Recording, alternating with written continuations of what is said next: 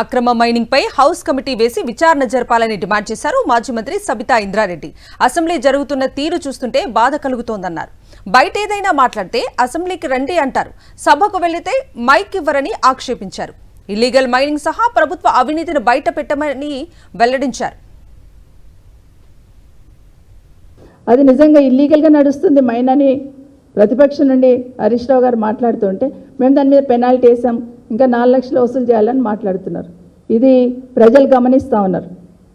చేసిన తప్పును కప్పిపుచ్చుకోవడానికి వాళ్ళ దగ్గర సమాధానం లేదు కాబట్టి ఏదో ఒక రకంగా మొదటి నుండి 2 సంవత్సరాల నుండి జరుగుతున్న తంతే డైవర్షన్, ఎట్లా డైవర్షన్ చేయాలనే దానికి ఈరోజు అసెంబ్లీ సాక్షిగా ఈరోజు ప్రజలందరూ చూస్తున్నారు.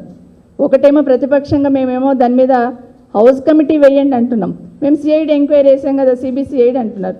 సిబిసిఐడి ఎంక్వైరీ వేయడానికి ముందుకు వచ్చిన మీకు హౌస్ కమిటీ వేయడానికి ఇబ్బంది ఏంటి?